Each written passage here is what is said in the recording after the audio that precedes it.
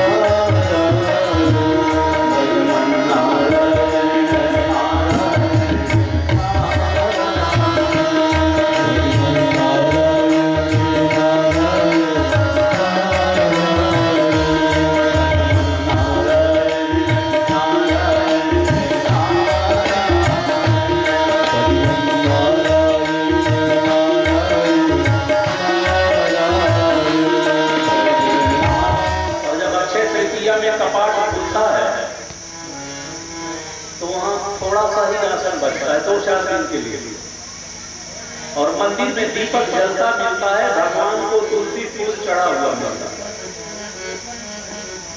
क्योंकि जब कपाट बंद रहते हैं तो वहां नारद जी महाराज सेवा करते थे।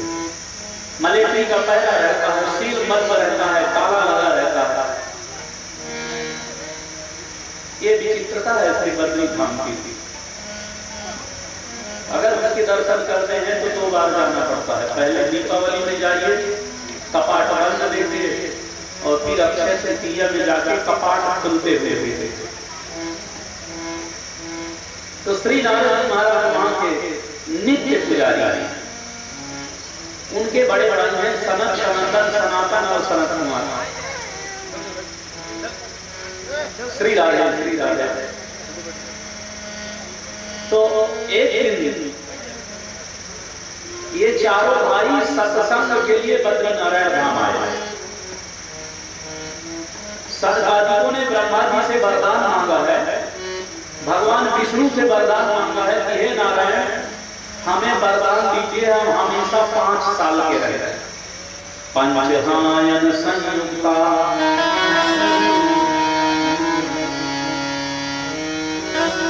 पंचहायन संयुक्ता जीविनः। हे भगवान, हम हमेशा 5 वर्ष के रहे और हमारे जीवन में कभी भगवान की कथा न सुने। भगवान बोले मान लो कभी कोई ना मिले तो,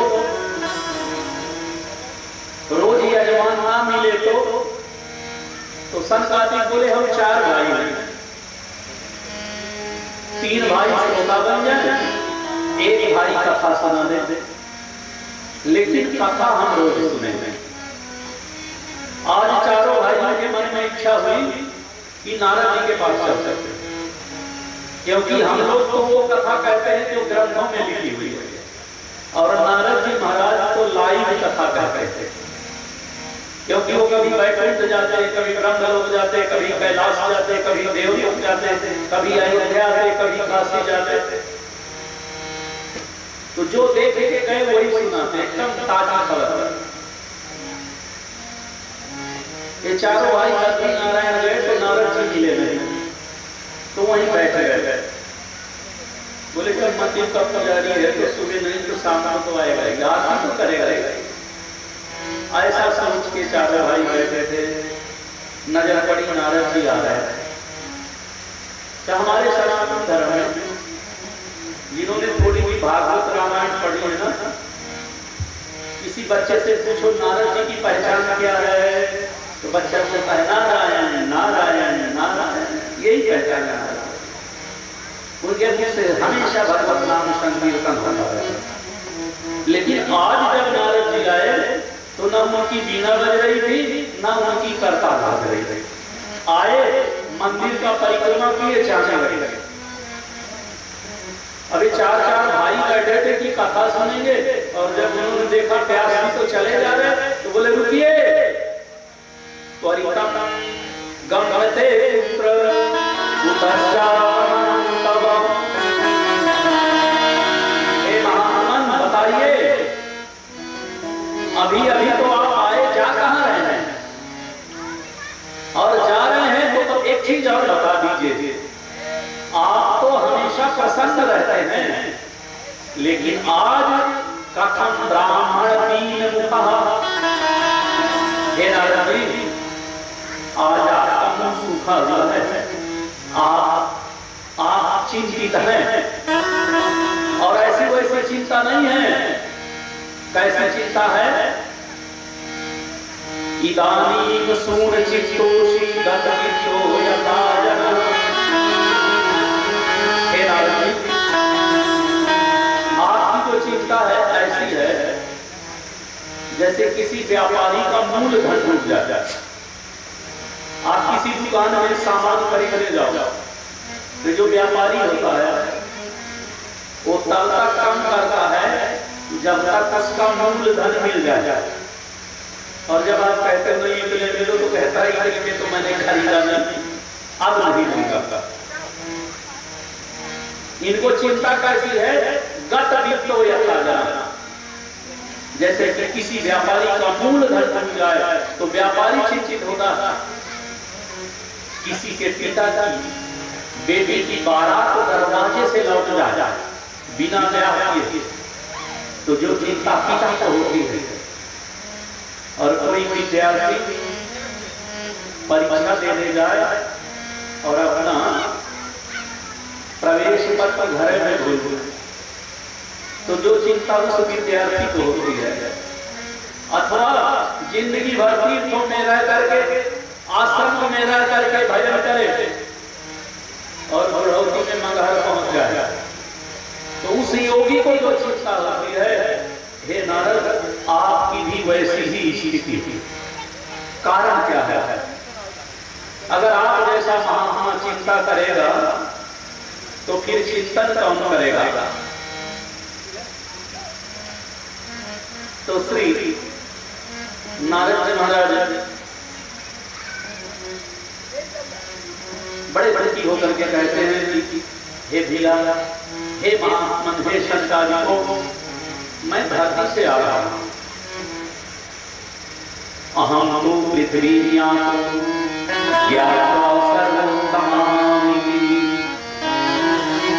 मैं सर्वोत्तम समझ के धरती गया था। धरती में कहां गए थे?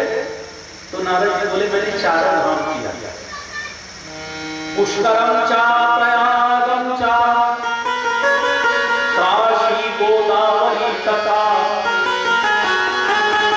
हरिक्षेत्रम कुरुक्षेत्रम श्रीरंगम सेतुबंधन।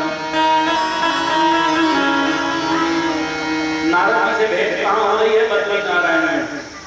गए कहां कहां है? कहते हैं मैं रंगनाथ भी गया हूं, मैं रामेश्वर नाथ भी गया हूं, मैं द्वारिका नाथ भी गया हूं, मैं हरि क्षेत्र में भी गया हूं, मैं पुष्कर भी गया हूं, मैं गंगा सागर भी गया हूं, मैं काशी भी गया हूं, मैं अयोध्या भी गया हूं, मैं वृंदावन भी गया हूं। धन्य है, आप 4 धाम करके आए हो, ये तो बड़े सौभाग्य की बात है। नारद जी कहते हैं लेकिन 4 धाम करके मुझे शांति नहीं थी। देखो, श्री नारद जी महाराज तो परम वीतरागी शंकर हैं, लेकिन अगर मूल में विचार कीजिए ना, तो नारद जी के अशांति का कारण एक चीज है। श्री नारद जी कहते हैं बड़े बड़े मंदिरों में ढोंगी बाबा बैठे थे।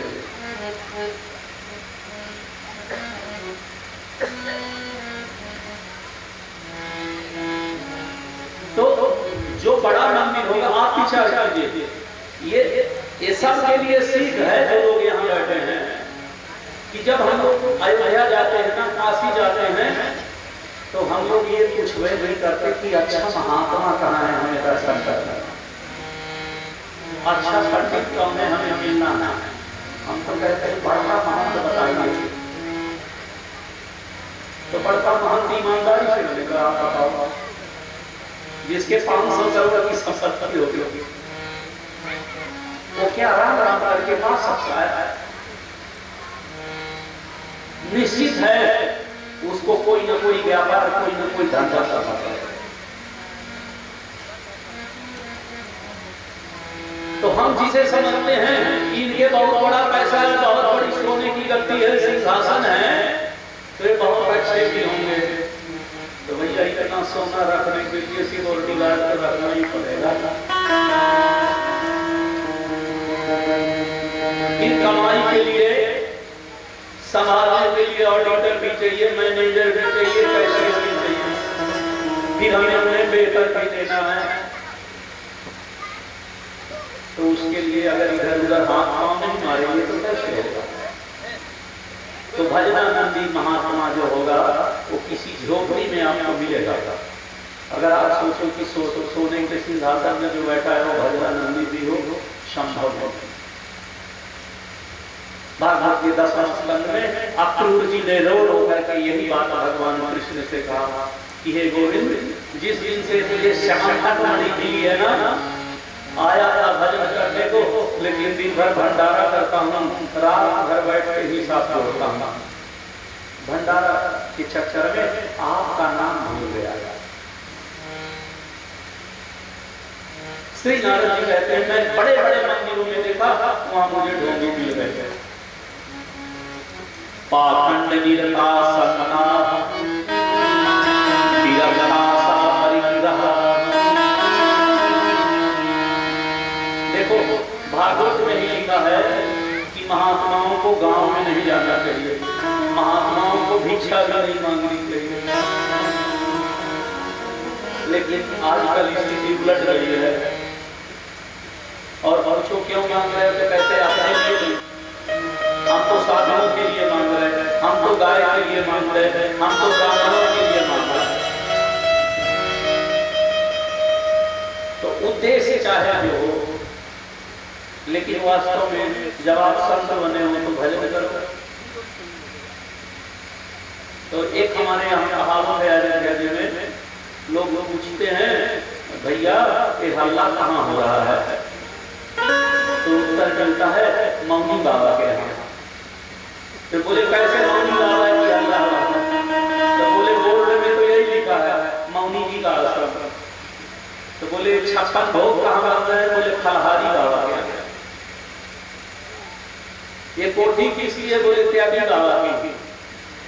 ये बच्चे किसके हैं? तो बोले ब्रह्मचारी बाबा के।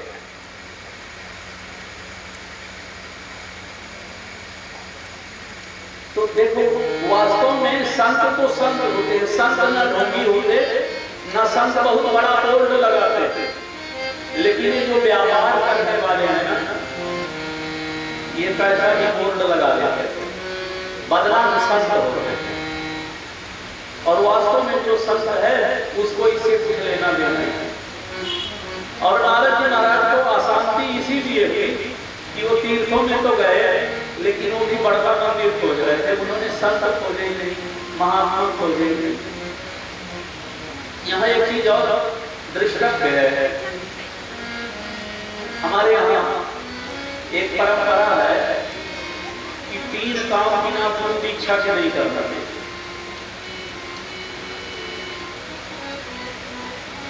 पहला काम है कन्यादान नहीं करना चाहिए, दूसरा काम है अपने पिता को मुखाग्नि भी बिना दीक्षा के नहीं देते, और तीसरा है चारों धाम की यात्रा तीर्थ आदि भी बिना दीक्षा के नहीं करता। लेकिन ये अर्ध सत्य है, पूर्ण सत्य यह है कि बिना गुरु के नहीं करता। जब आप किसी गुरु के साथ तीर्थ जाओगे ना, तो गुरु जी ले जाएंगे तो बोलेंगे ये बेनी माधव जी हैं, इनके दर्शन करो, ये भारद्वाज जी का आश्रम है, प्रणाम करो, यहाँ भरत जी आए थे, इसको भी प्रणाम करो, यहाँ भगवान राम स्थान किए थे, इसको प्रणाम करो। और जब आप गाइड के साथ जाओगे, जो आजकल परंपरा चली है तो कहेगा यहाँ 11,000 चढ़ाओ, यहाँ 5,000 चढ़ाओ, यहाँ इतने कपड़े दो, यहाँ इतना सोना दो, यहाँ इतने गोदाम दो। तब व्यक्ति परेशान होकर कहता है अब दोबारा चादर धाम नहीं है। मैं कल चित्रकूट ठाकुर के यहाँ भागवत कथा कहने गया तो उनके घर में एक शिला लगी थी पत्थर की, और उसमें लिखा था कि भूल करके कभी गया मत जाना, भूल करके गया मत जाना। तो हमने पूछा ऐसा क्यों लिख दिया? बोले पट्टर में परेशान कर रखे थे, बोले घर बनवाओ, कन्यादान करवाओ, बगीचा करो, ये करो, वो करो। वो इतने परेशान हो गए तो लौट के चले आए, बोले ना मैं जाऊंगा ना मेरी पीढ़ियां जाएगी। पत्थर लगा के लगवा दिया कि दोबारा हमारे खानदान में कोई गया है। ऐसा तब होता है जब हम एजेंडे के साथ आ जाते हैं। इसलिए तस्मात गुरु करते हैं हम, गुरु इसीलिए करते हैं कि उनके साथ हम जाएंगे तो हमारी तीर्थों में श्रद्धा बढ़ेगी, संतों में श्रद्धा बढ़ेगी, कथाओं में श्रद्धा बढ़ेगी। लेकिन अगर हम एजेंट के साथ जाएंगे, गाइड के साथ जाएंगे तो उसका तो एक ही उद्देश्य है कि हम इससे कितना निकाल लें, कितना निकाल लें, कितना निकाल लें। और जब बार बार एक ही प्रश्न आता है कि पैसा दो, पैसा दो, पैसा दो ना, तो सारी श्रद्धा गायब हो जाती है। तब लगता है कि कितनी बेईमानी और करें बाबा लोगों को करता है। श्री नारायण जी महाराज ने जब सब बताया, बोले भैया परेशान होकर मैं वृंदावन पहुंचा तो वहां मेरी समस्या और बढ़ गई, क्योंकि वहां मैंने एक स्त्री को देखा जो बहुत सुंदर थी, लेकिन रो बहुत रही थी। उसके चारों तरफ और बहुत सुंदर स्त्रियां थी, उसकी सेवा कर रही थी। मैंने जाकर के देखा कि उस महिला के सामने दो बूढ़े बाबा जी खड़े हैं जो लगभग 50 साल में है। तो मैं समझ गया ये इसके पिताजी होंगे या बाबा होंगे, मर गए हैं तो रोए हुए। और ये इसके गांव की औरतें हैं, कोई पुरुष नहीं दिखा रहा, इसका मतलब इसके घर के लोग बाहर कहीं होंगे। मैं देख के जब वापस आने लगा तो पीछे से आवाज आ गई, भो भो साधो क्षणांतिश मम चिंता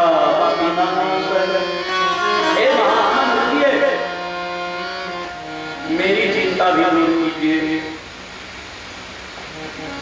मैं सोचने लगा कौन है जो मुझे पहचान गया, क्योंकि श्री नारायण जी महाराज हो सकता है यहाँ भी आ जाए, लेकिन सब लोग उनको देख नहीं सकते। उनको देखने के लिए विशेष दृष्टि चाहिए। नारायण जी वापस गए तो बोले देवी जी आप आओ कौन? कहते आप सबका दुख दूर करते हैं, मेरा भी दुख दूर कीजिए। नारद जी बोले दुख का कारण? बोले मेरे बच्चे। नारद जी बोले क्या ये आपके बच्चे? अरे क्यों उल्टा बोल रही हो? घटते जरखा माता। प्रायः देखा जाता है माँ बूढ़ी होती है, बेटे जवान होते हैं, लेकिन यहाँ तो उल्टा है, माँ जवान है, बेटे बूढ़े हैं। कहीं ऐसा तो नहीं सवत के बेटे हो? भक्ति देवी बोली नहीं, ये मेरे बेटे हैं, इसका नाम है ज्ञान, इसका नाम है वैराग्य। मैं माँ हूँ भक्ति। देखो बाबा मैं द्रविड़ देश में पैदा हुआ। ये जो उड़ीसा और केरला का क्षेत्र है ना, ये द्रविड़ कहलाता है। और यहाँ देखिए कितने बड़े बड़े भक्त हुए, संत ज्ञानेश्वर, स्वामी विवेकानंद, निमाई, निताई, गौरांग महाप्रभु, जीव गोस्वामी, रूप गोस्वामी, समर्थ गुरु रामचंद्र परमहंस, ये सब उसी भूमि में उत्पन्न हुए। वो तो ज्ञान और भक्ति की भूमि है। भक्ति देवी कहते हैं मैं वहीं पैदा हुआ।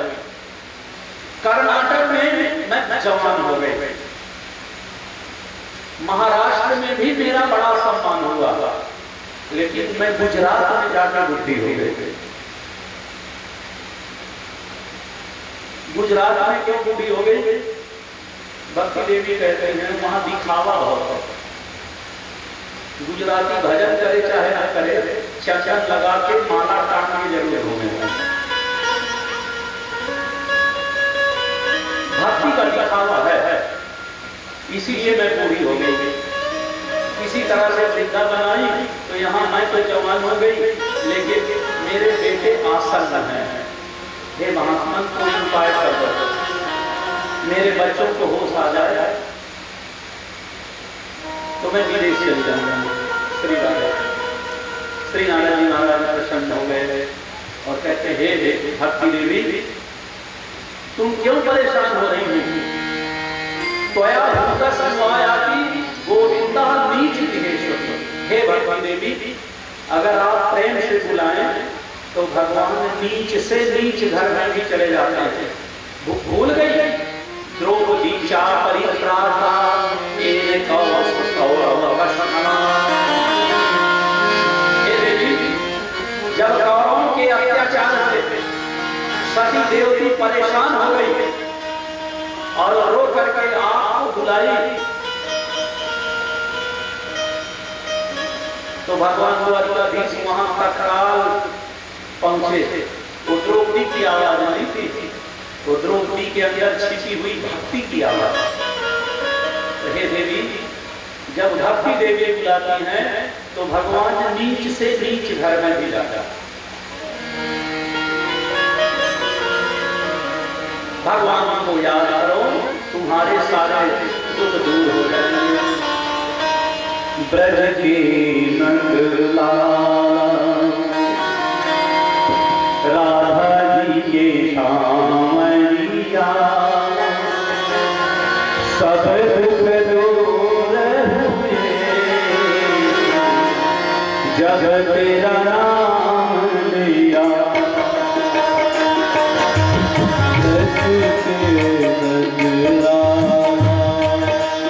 राधा जी के सावरिया, सब दुख दूर हुए जब तेरा नाम लिया। सज के तजलाला राधा जी के सावरिया, सब दुख दूर हुए जब तेरा नाम लिया।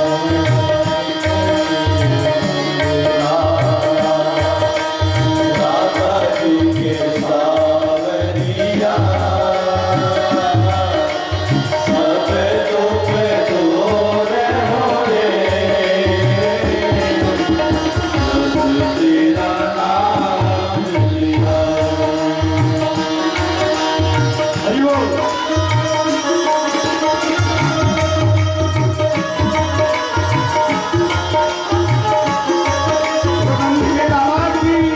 जय हो।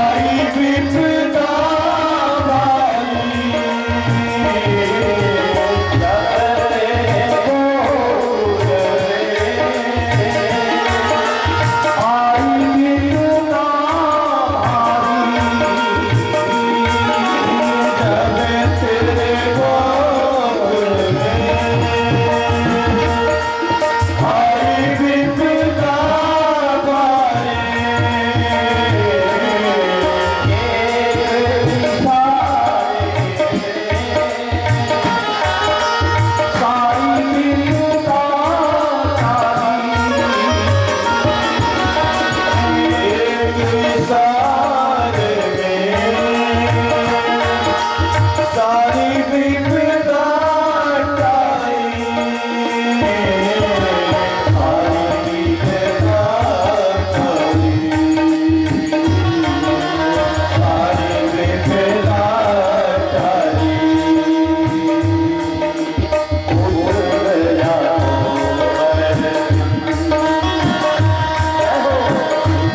गया तो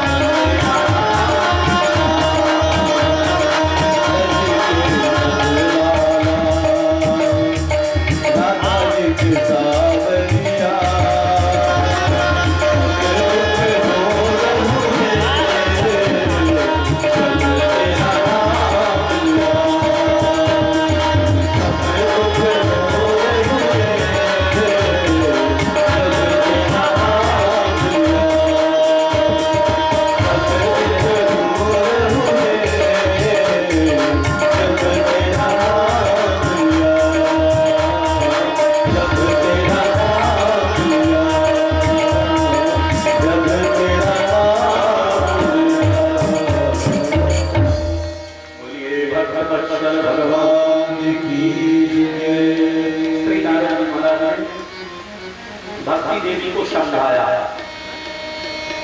ज्ञान वैराग्य को जागृत करने के कई उपाय किए थे। वेद वेदांत पाठ, गीता पाठ, श्री नारायण महाराज ने वेदों का पाठ किया। ज्ञान वैराग्य नहीं जाते, वेदांत का उपदेश किया नहीं जाते, बार बार भगवत गीता का पाठ किया। तो जम्हाई लेके उठे फिर लेते गए। नारद जी आश्चर्यचकित हो गए, हे भगवान ने क्या होगा।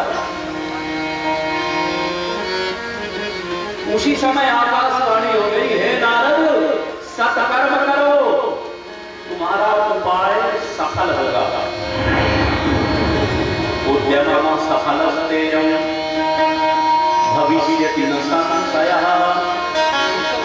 व्योमवाणी तदैवाभो ऋषे मारिषे विद्यतामिति। हे महात्मन, खेद मत करो, चिंता मत करो, परेशान मत हो, तुम्हारा प्रयत्न निरर्थक नहीं जाएगा। बस कोशिश करो, प्रयत्न करो, सत्कर्म करो।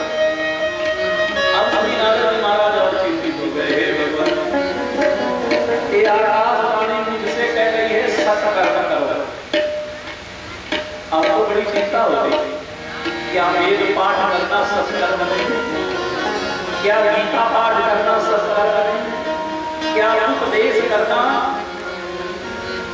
सत्कर्म नहीं? यहाँ एक चीज और है, तयोर बोधन मारावे कराग्रेण विमर्दयन्। नारद जी ज्ञान वैराग्य के हाथ पांव भी दबा रहे, अब तो उठ जाओ। देखो ये सेवा का एक बहुत बड़ा अंग है। कराग्रेण विमर्दयन्, माता पिता की गुरु की सेवा करना ये भी एक सेवा का अंग है, भक्ति का अंग है, साधना का अंग है। नारद जी महाराज ने वो भी कर दिया, लेकिन ज्ञान वैराग्य जागृत नहीं हुए। आकाशवाणी कहती है सत्कर्म करो। श्री नारायण जी बोले, हे भक्ति देवी, आप कहीं जाना मत, मैं ब्रह्मा का बेटा नारद श्री वृंदावन धाम में प्रतिज्ञा करता हूं कि कलयुग में तुम्हें हर घर में स्थापित करूंगा। कलौ त्वां स्थापयिष्यामि गेहे गेहे जने जने। और ये शायद श्री नारायण जी का ही संकल्प है कि आज हमारे देश में हर सनातनी सोचता है कि मैं मेरे जीवन में एक बार जरूर भागवत सुनूं, और वही कहा मेरे घर में, मेरे पिंड में है। ये श्री नारायण जी का संकल्प है, जिसके लिए वो सब तो विवश कर रहे हैं कि नहीं, भागवत तो करना ही पड़ेगा। श्री नारायण जी महाराज चले, या बड़े बड़े विद्वानों से पूछूंगा, संतों से पूछूंगा,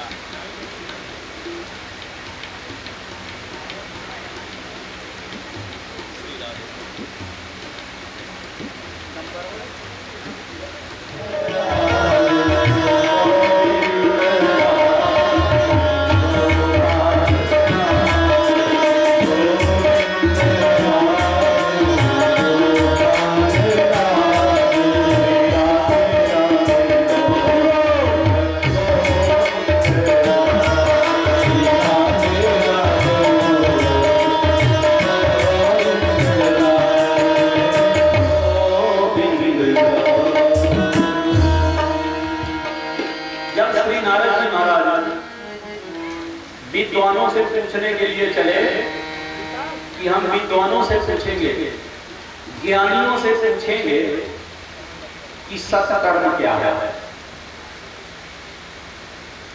लेकिन इसे भी बताएंगे हमने वेद पाठ किया है, हमने गीता का भी पाठ किया है, और हमने उपनिषद और वेदांत का भी पाठ किया है, लेकिन ज्ञान वैराग्य चाहिए नहीं। तो सूत जी महाराज कहते हैं धड़ मछली। ये जो बड़े बड़े विद्वान थे सोचने लगे आज नारद जी हमसे पूछेंगे कि सत्कर्म क्या है, और नारद जैसे विद्वान को उत्तर देना संभव नहीं है। तो की भूता की अंतस्तु मलाइका। सूत जी कहते हैं किसी ने क्या किया कि आश्रम के बाहर सूचना पट पता ना, उसमें लिख दिया अखंड मौन व्रत। नारद जी पहुंचे, बड़े महाराज जी का बड़ा नाम है, बहुत बड़े विद्वान हैं, पूछूंगा कि महाराज जी सत्कर्म किसे कहते हैं? तो चेला ने कहा साइन बोर्ड पढ़ लीजिए। अरे ये क्या? बोले गुरुदेव मौन में है। भैया मौन खुलेगा कब? आपका उत्तर देने सुनने तक नहीं खुलेगा, उसके बाद ऐसा संभव है, क्योंकि समाधि लंबी है कि और कुछ जो दूर थे जिन्होंने सुना अब हमारा नंबर है, तो आश्रम में छोड़ के भागा। बोले समाज में इतना नाम है, नारद जी को उत्तर दे नहीं पाएंगे, बड़ी हंसी होगी। तो बढ़िया आश्रम में मिल रहा हो, तो कोई आश्रम छोड़ के भाग गया, कोई मौनी बाबा बन गया, और कोई नारद जी को देख के चरणों में गिर पड़ा। बोला हम तो आपके चेला हैं, जो आप कहो हमारे लिए तो वही सत्कर्म है। और वास्तव में देखिए धर्म और सत्कर्म की व्याख्या समय समय पर बदली है। मैं गोरखपुर जिले में एक जगह गया था, तो वहां बोर्ड लगा था अद्भुत श्री राम कथा। लोगों ने कहा चलिए आप भी सुनाइए, अद्भुत राम कथा हो रही है। जब वहां गए तो संयोग से उनका प्रवचन चल रहा था, और वो कह रहे थे राम से बड़ा ब्राह्मण द्रोही कोई था नहीं। बोले राम ने बता नहीं मांगा था। जब विभीषण गया तो विभीषण से कहा कोटि विप्र बध लागे चाहूं, आए शरण तजब नहीं पाऊं। 1 करोड़ ब्राह्मण मार के आ जाता, मैं क्षमा कर दूंगा। अब सम संबंधित विधि व्याख्या देखो, समय समय पर धर्म की और व्याख्या की स्थिति बदलता। जब विभीषण ने कहा कि हे राम, मैं तो ब्राह्मण हत्यारे रावण का भाई हूँ, मैं तो गो हत्यारे रावण का भाई हूँ, मैं तो आपकी पत्नी को चुराने वाले रावण का भाई हूँ, मैं बहुत पापी हूँ, अधम हूँ, राक्षस हूँ, क्या मुझे आप अपनी शरण में लोगे? तो भगवान राम ने उस स्थिति में कहा कि विभीषण, अगर वास्तव में कोई सखीदेव प्रपन्नाय तवास्मीति चयाचते अभयं सर्वभूतेभ्यो ददामि तत्परमं। सच्चे हृदय से अगर कोई एक बार कहते हे राम मैं तुम्हारा हूँ, हे श्याम मैं तुम्हारा हूँ, तो मैं उन्हें संसार के हर तरह के भूतों से अभय प्रदान करता हूँ। फिर भगवान राम के कहने का उद्देश्य कहां पर है और ले कहां पर है? जो उदाहरण दिए जाते हैं समय पर, हनुमान जी बोले विभीषण काहे चिंता कर रहा है, मुझे देखो प्रात ले जो नाम हमारा तेरी ताज में मिले रहा। देखो आज मंगलवार है, हमारे अयोध्या में बजरंगबली की आरती सवेरे 4 बजे होती, और आप जिस दिन हनुमानगढ़ी के दर्शन कर लो तो वहां 1 अंजलि से कम लड्डू तो देते ही नहीं महाराज। और हनुमान जी क्या कहते हैं, जो सवेरे मेरा नाम ले ले तो दिन भर भोजन नहीं पाता, और हनुमान जी में चले जाओ तो भर अंजलि लड्डू मिलते हैं। तो हनुमान जी वहां विभीषण जी को यह बताने की चेष्टा कर रहे हैं कि जिसका नाम लेना अशुभ है, ऐसे मुझ पर भी श्री राम जी की कृपा हुई। तो आप तो लंका जैसी नगरी में लेके राम राम करते हो, आप पर अवश्य कृपा होगी। तो धर्म की व्याख्या बदलती रहा करती है। एक पिता के एक बेटा था, 2 बेटी थी। तो जब पिता वृद्ध हो जाता है तो बेटे के ही सहारे होगा। अच्छा, माता पिता की विशेषता होती है, माता पिता जो बच्चा पास में होता है उससे कभी नहीं पूछे बेटवा कैसे है, लेकिन जो दूर रहता है उसके बारे में रोज पूछेंगे, फोन आया फलाना कैसा है, फलाना कैसा। श्री राधे। जो बच्चे पास में होते हैं उनको तो देखते रहते हैं, इसलिए उसके बारे में क्या पूछना, जब देख रहे हैं पूछते हैं उसके बारे में जो दिखता था, और उसे बुरा लगता है कि मैं मरा जा रहा हूं, मुझसे पूछते ही नहीं। और जो दिल्ली बंबई में बैठते हैं उनका समाचार ही नहीं रोकते। एक पिता थे, रोज अपने बेटे से कहें बाबू बड़ी बहनियों के फोन आया, छोटी बहनियों के फोन आया, अरे किसी दिन जाके देख पाओ। वो बच्चा कहे ठीक है, अवसर मिलेगा तो जाऊंगा। महीनों बीत गए, नहीं गया। एक दिन बूढ़े पिता ने उठाया छड़ी और चल दिए। बड़ी बेटी के घर पहुंचे, सुंदर 2-3 मंजिला मकान, दरवाजे में कई गाड़ियां, वाहन, बड़े खुश हुए। अरे बेटा जादू हो गया।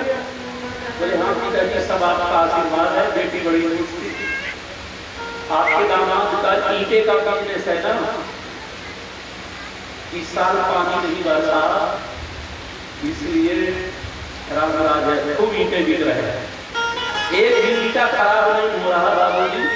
और अगर भगवान साल कोई साल न बरसे ना तो गंगे में नहीं, शहरों में प्लाट खरीद लिए, उधर भी ऐसे मकान बनेगा। अब पिताजी बोले भगवान करे ना बरसे। अब छोटी बेटी यहाँ पहुंचे तो बेचारी दीवारों में ऐसे बैठी थी, आंख का भी पानी सूख गया। अब पिता को देख के रोई तो, लेकिन आंसू न बहे। पिता रोने लगे, बोले बेटी क्या हुआ? बोले बाबू जी साल भर से पानी नहीं बरसा। आप तो जानते ही हो कि आपके दामाद किसान है, बोरिंग से भी बालू निकल रही है, पानी नहीं निकल रहा। गाय भैंस तो पहले ही मर गए, अगर अब पानी नहीं बरसा तो आदमी में नंबर लगे। अब कोई सहारा बचा नहीं, घर जमीन जेवर सब चीज दिख रहे हैं। अब आप परेशान, अगर कहे हे भगवान बरसा तो बड़की के धंधा चौपट, और कहीं नहीं बरसा तो छोटी के पुल चौपट। अब करना क्या? तो ये समय समय पर व्याख्या बदला जाती है धर्म की।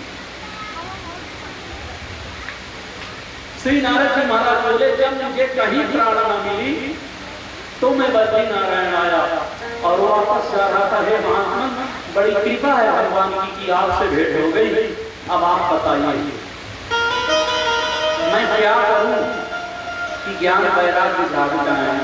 तो संतानिक हंसने लगे, कहा पहले खुश हो जाओ, इसका उपाय तो पहले ही बना हुआ।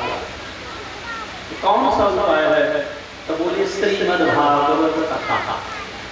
तो नारद जी हंसने लगे, अरे भैया आपको पता है भागवत क्या है? बोले हाँ पता है। निगम कल्प तरोर्गलितम फलम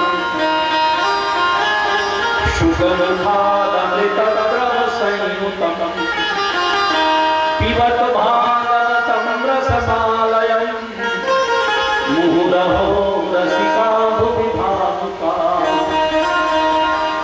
ये तो भागवत महापुराण है ना, ये वेद रूपी कल्प वृक्ष का पका हुआ फल है। नारद जी बोले मैं भी यही कह रहा हूं कि वेद भागवत का बाप है। तो संतानी बोले तो बोले हमारे देश में तो कहावत है, अगर कोई बेटा कोई काम करे और ना कर पाए, अथवा काम बड़ा हो और वो करे, तो देखने वाले कहते हैं कि तुम्हारा बात नहीं करते, ये तेरे बाप के भी बस का नहीं है, तू क्या करेगा? ऐसा किंवदंती है हमारे यहाँ।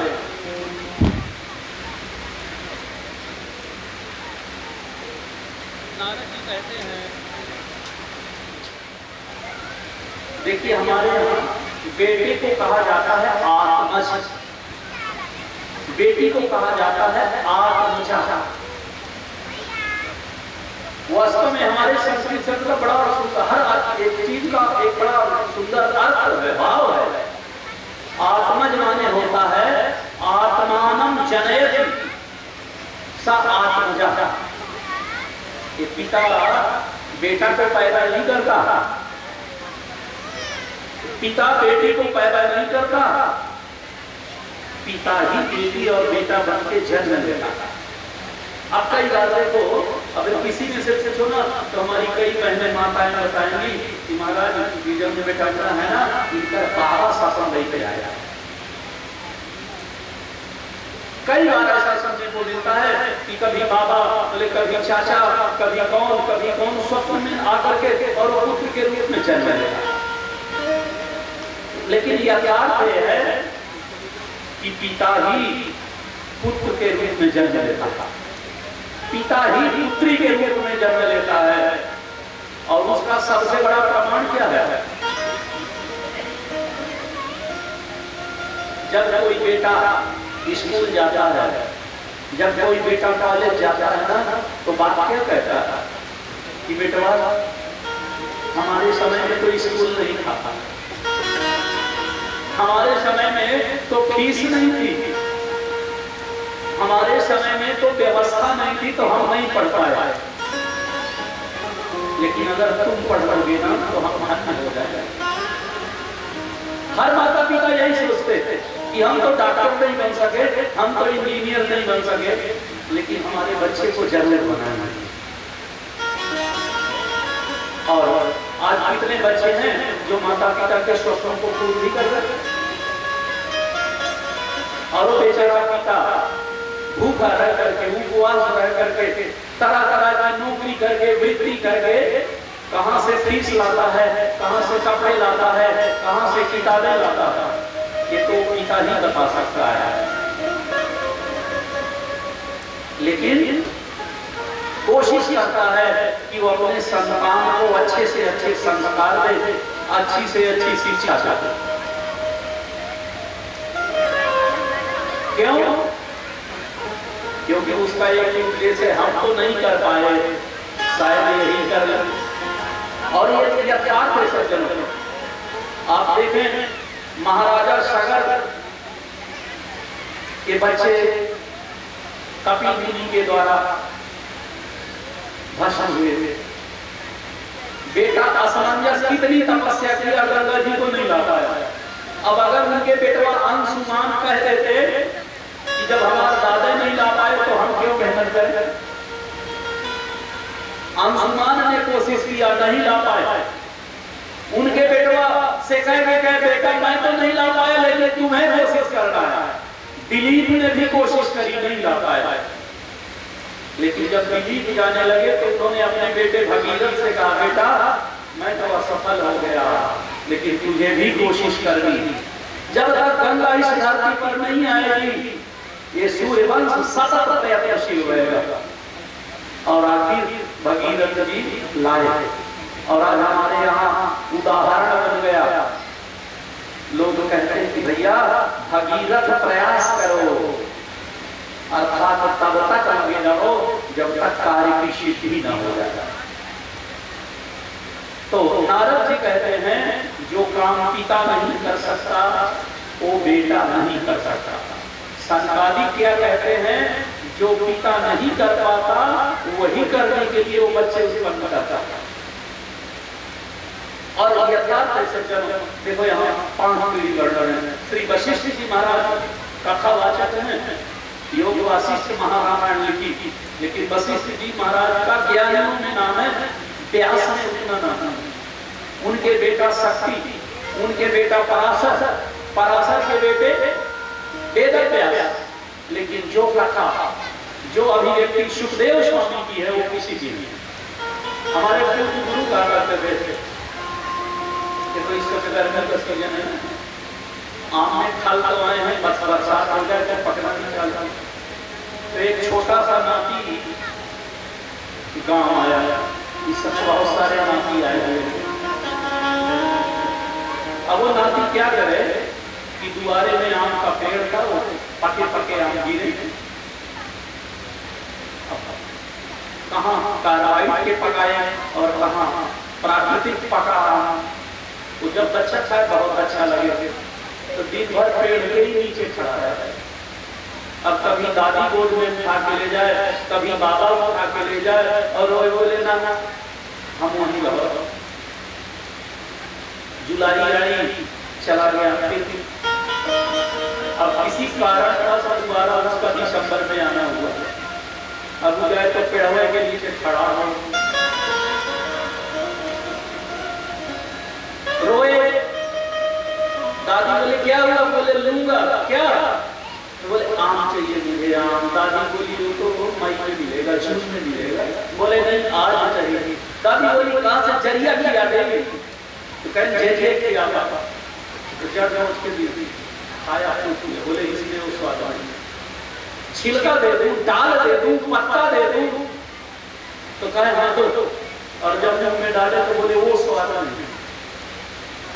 तो दादी ने कहा वो स्वाद तो उसी से मिलेगा। सुख बुखार मिलता तरह जिस आम के पेड़ में सुख का चोट मार देता है, उसकी मिठास अलग होगी। और एक भागवत है, इसमें तो सुखदेव जी ने मुंह मारा।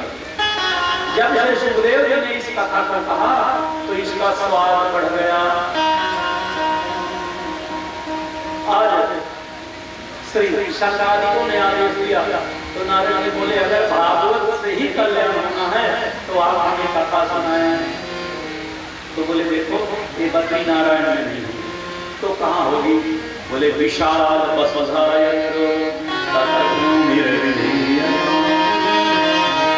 कथा के लिए जहाँ ज्यादा जगह हो वहाँ होना चाहिए, ताकि पर्याप्त लोग बैठ सके। और बद्री नारायण में कौन कथा सुनेगा? मुझे कई बार सौभाग्य मिला सही धाम जाने का, और एक बार तो मैं प्रचार के साथ गया बद्री नारायण में भागवत होगी। 3 बार सौभाग्य मिला था। तो जब तीसरी कथा हुई तो करीब 500 लोग साथ में थे। पहले दिन कथा में 500 लोग थे, दूसरे दिन करीब 50 लोग बोले महाराज जी जाड़ बहुत हुआ। तो हम कहते हो बोले हरिद्वार में मिलेंगे, आप नहीं मर जाए। अगले दिन 100-150, फिर अगले दिन 100-150, फिर पूर्णाहुति के दिन 20-25 बचे थे, सब वापस चले आए। तो बद्री नारायण कथा सुनने की जगह नहीं है, वो तो दर्शन करने की जगह है, वो तो योगियों की जगह है।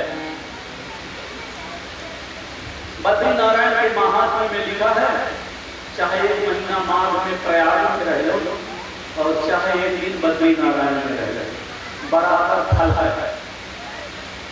तो फलश्रुति का फल क्या है मैं नहीं जानता, लेकिन मैंने अनुभव किया है कि प्रयाग में 1 महीना में उतना ठंडी कभी नहीं लगती जितना बद्री नारायण में 1 दिन में लग जाता।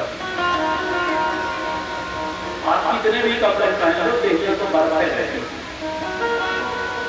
तो संत आदि कहते हैं कि भैया कथा होगी गंगा द्वार में, गंगा द्वार समीपे तु सकलानंद नाम।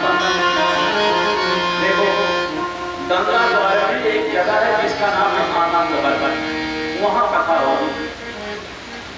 जब हमारे गुरु जी पढ़ा रहे थे तो हमने पूछा गुरु जी व्यास जी ने गंगा द्वार में कहा ये तो हरिद्वार है।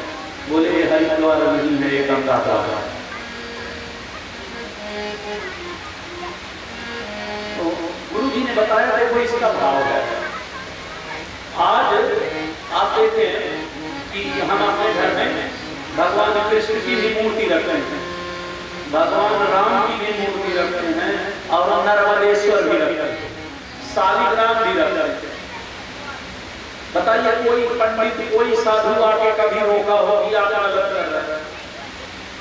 लेकिन एक समय ऐसा था अगर सन्यासी आ रहा है तो कहता था राम जी की पूजा न करो,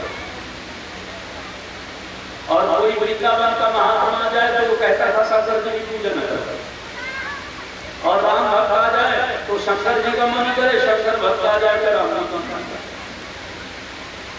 भगवान राम को कहना पड़ा शिव द्रोही मम भगत कहावा सो नर सपन मोहि न पावा।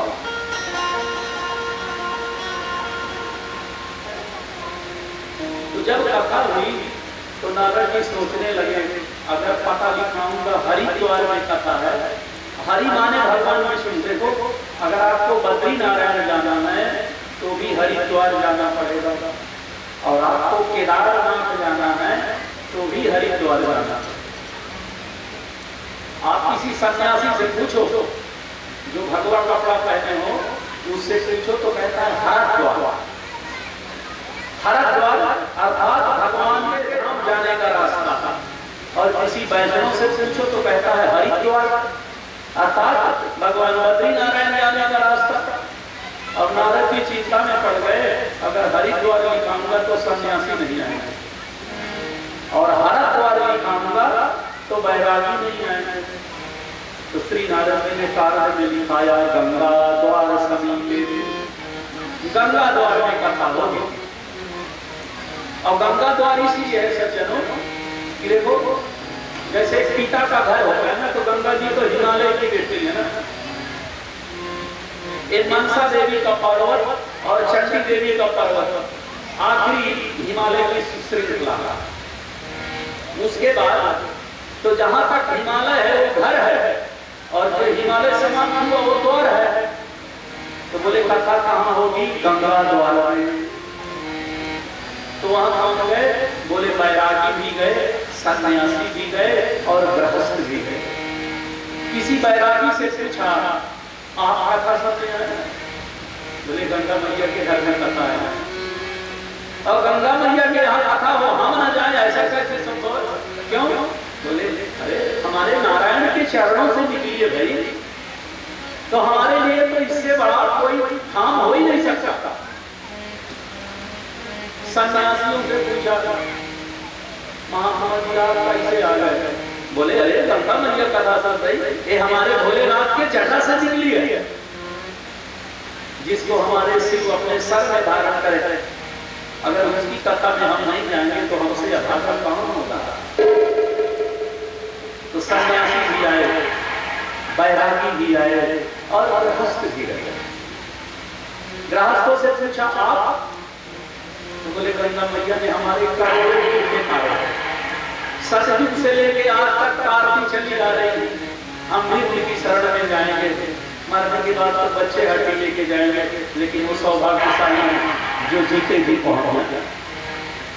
कहते धावम तो प्यारे सर्वे प्रथम ये वैष्णव। सुखदेव जी कहते हैं सबसे आगे आगे वैष्णव दौड़ रहे। दौड़ क्यों रहे हैं? सुनने को मिला कथा इतने बजे से शुरू होगी तो दौड़ रहे हैं, कहीं ऐसा न हो व्यास जी गद्दी में बैठ जाए तब तक। क्योंकि उत्तम श्रोता के लक्षण शास्त्र में कहे गए हैं। श्रोता तो सब अच्छे हैं जो कथा सुने हैं, लेकिन सबसे अच्छा हुआ जो व्यास जी से पहले पहुंच जाए, और जब व्यास जी गद्दी छोड़ दे तब जाए।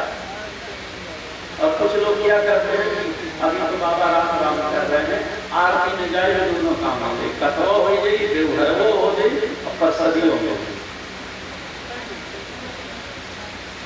तो यहाँ कुछ लोग धीरे धीरे जा रहे हैं, धीरे धीरे वो जा रहे हैं जिनको व्यास गद्दी दिखाई दे रही है। बोले अभी तो महाराज नहीं बैठे, वो धीरे चल रहे हैं, जो दूर है वो दौड़ रहे हैं। और यहाँ वर्णन है कि सुखदेव जी कहते हैं वहां पर चोर भी आया। बोले क्या कथा में चोर? बोले हाँ, ऐसे चोर नहीं आए जो जूते चप्पल चुरा ले, ऐसे चोर आए जो कथा का एक बूंद जमीन में नहीं गिरना चाहिए। सोचते हैं जो व्यास जी करें वो सारा का सारा हमारे कर्ण जीवनों में पड़े। ऐसे लोग भी वहां पर पहुंच गए। श्रीमद् भागवत पीयूष पानाय रसलंपटा, ये भगवान की कथा के लंपट गए हैं, कथा के चोर गए हैं। और ये सब लोग आकर के वहां विराजित हुए। शरण सनातन सनातन और सनत कुमार कथा कर रहे हैं। कथा चालू हुई, अचानक उस कथा के मध्य में एक महिला प्रकट हुई, उसके साथ में 2 बच्चे हैं और वो दोनों व्यास गद्दी के सामने नाचने लगे, तीनों नाचने लगे। अब जितने कथा सुनने वाले थे आपस में पूछते हैं कि कौन है, ये कौन है, ये कौन है। लोगों ने कहा जो नाच रही है ये बच्चे कौन है। संतादिकों की नजर पड़ी, समझ गए लोगों का मन कथा में नहीं लग रहा। बोले हे श्रोताओ सुनो सुनो, ये कहीं से आई नहीं। एक श्रोता कहता है महाराज आप कहते हो आती नहीं, तो आई कहां से? आती तो आ गई ना। इतनी भीड़ है कि 3 लाख देखो तो जमीन में न गिरे, लेकिन ये कहां से आ गई? तो शंकराचार्य ने कहा हे श्रोता जनों, ये भागवत की कथा के अर्थ से प्रकट करते। देखिए प्रवचन क्यों होता है? मूल पाठ हमारे महाराज जी मंडप में कर रहे हैं। मूल पाठ सुनने का भी बड़ा महत्व है सज्जन। एक मूल पाठ वैसा ही है जैसे डॉक्टर साहब इंजेक्शन देते हैं। अब हमें ना तो ये पता कि इस इंजेक्शन का फार्मूला क्या है, ना ये पता कि ये कब का बना हुआ है, इसकी एक्सपायर डेट क्या है, लेकिन हम विश्वास से इंजेक्शन ले लेते हैं और हमारी तबीयत ठीक हो जाती है।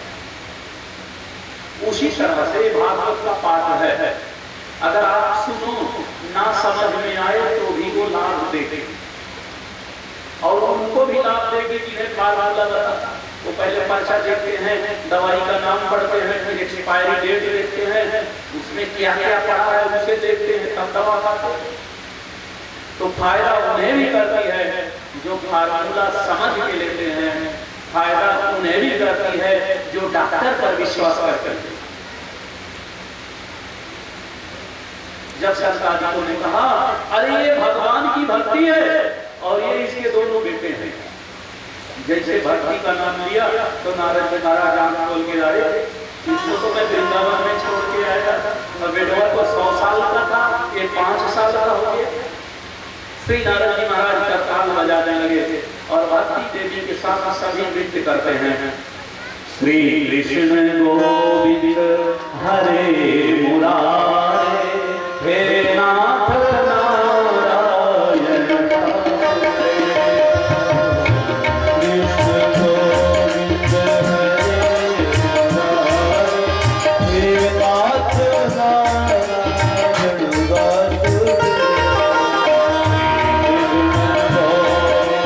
हरे मुरारे, हे नाथ नारायण वासुदेव। कृष्ण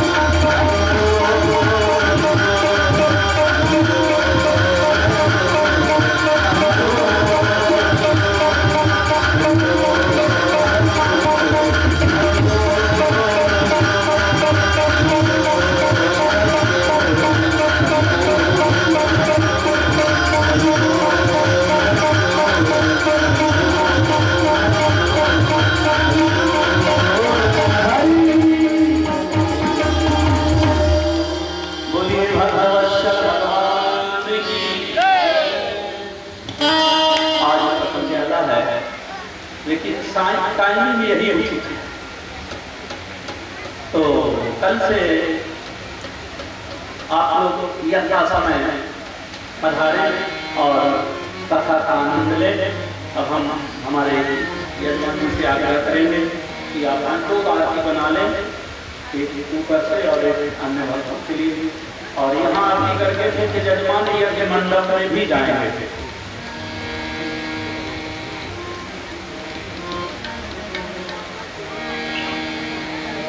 आराधिक्यं प्रज्वालनं सर्वोपचारार्थे गन्धक्षरपुष्पाणि समर्पयामि। ज्वालामालिन्ये नमः।